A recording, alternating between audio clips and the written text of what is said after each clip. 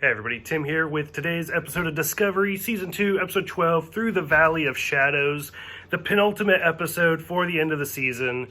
It was actually pretty good. It's like a weird setup, like a lot goes on, and it's like, but then it ends so quick because we're in that final slope where we see the fourth of the 7 jumps, or of the red spheres or whatever, the signs. Anyway. We go, and it's at the planet Borath, in the Klingon planet.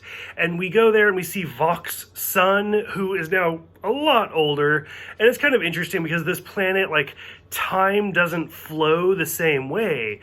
And so they go there to get the time crystals. And Pike goes there, and, like, you see all sorts of stuff. Like, they plant a seed, and then the tree immediately pops up. What I think is interesting about this is it's one more thing where it's solidifying that this is like the original universe and not the Kelvin universe. Because there was a lot of talk about like, well, where does this show take place? And the part where Pike, like if you touch the crystal, like you'll see your future. And Vok's son tells him, like, if you take it, your future's set. Like you can't change it. And then when he touches it, like, he sees himself, and he gets that irradiation, and then he sees himself in the wheelchair. It was really interesting, and it was a really powerful scene, especially when he starts, like, yelling at himself.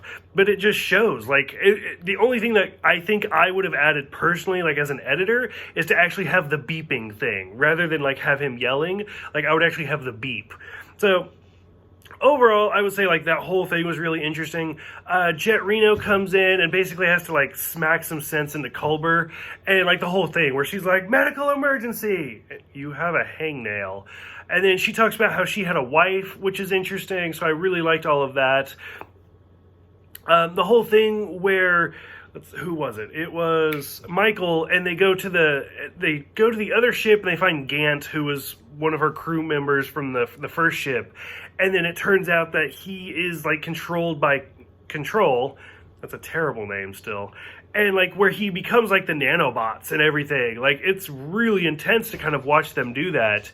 And then finally the ending sequence where they're like, we gotta self-destruct. Like that's the only way that we can protect like society and not let Control gain access to the sphere data, is to just self-destruct.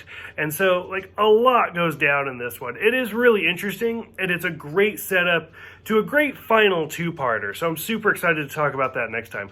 So for those who have seen it, what did you guys think as a penultimate episode? Like, what did you think about Vok's son? What did you think, for those who like have not seen the cage or the menagerie, like what did you think about Pike's future? And for those who have seen the cage and the menagerie, did you think that it did justice to what he's going to turn into roughly like 10 years from now, like 11 years from now?